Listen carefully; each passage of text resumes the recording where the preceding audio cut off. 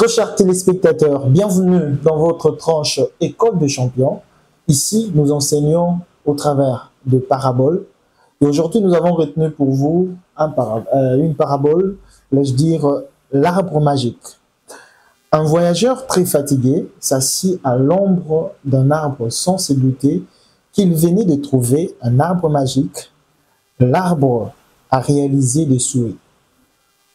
Assis sur la terre dure, il pensa qu'il serait bien agréable de se retrouver dans un lit moelleux.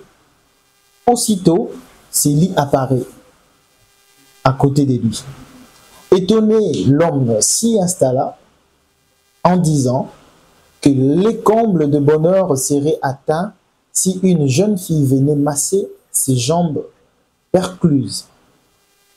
La jeune fille apparut et le massa très agréablement. « J'ai faim », se dit l'homme, et manger en ce moment serait un coup sûr, un délice. Une table surgit, chargée de nourriture succulente. L'homme se régala, il mangea et il but. La tête lui tournait un peu. Ses paupières, sous l'action du vin et de la fatigue, s'abaissaient. Il se laissa aller de tout son long sur le lit, en pensant encore aux merveilleux événements de cette journée extraordinaire. « Je vais dormir 1 heure ou 2, se dit-il. Le pire serait qu'un tigre passe par ici pendant que je dors. Le tigre surgit aussitôt, il le dévora. » La leçon à retenir dans cette parabole est celle de savoir comment agencer vos idées pour atteindre ce qui est considéré comme souhait. Nous voulons vous amener dans un terrain où vos pensées produisent de merveilleux résultats que vous attendez. Je donne un exemple. À la maison, si vous désirez avoir des enfants intelligents, si vous désirez avoir une famille comblée de joie, vous devez d'abord commencer par le suggérer mentalement, avoir des pensées positives et vous le verrez se réaliser.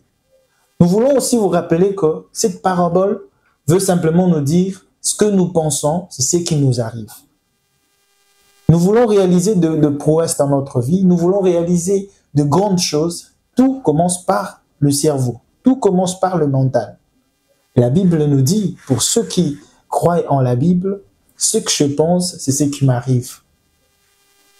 Vous allez autour du football, par exemple, nous voyons des joueurs qui réalisent des matchs extraordinaires, que je peux citer comme exemple Cristiano Ronaldo, Lionel Messi, qui vous donnent de rendez-vous que demain, dans une soirée magique, je vais marquer 3 buts, je vais marquer 2 buts.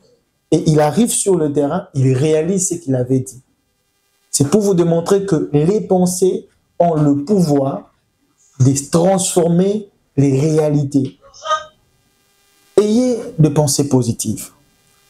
Ayez cette envie de transformer votre monde spirituel, votre monde mental, à un monde agréable, à un monde où il fait beau vivre, et vous verrez que votre monde physique va obéir. C'était là le coach Jancy pour le compte de Meta Coaching Télévision. À tout à l'heure. Au revoir.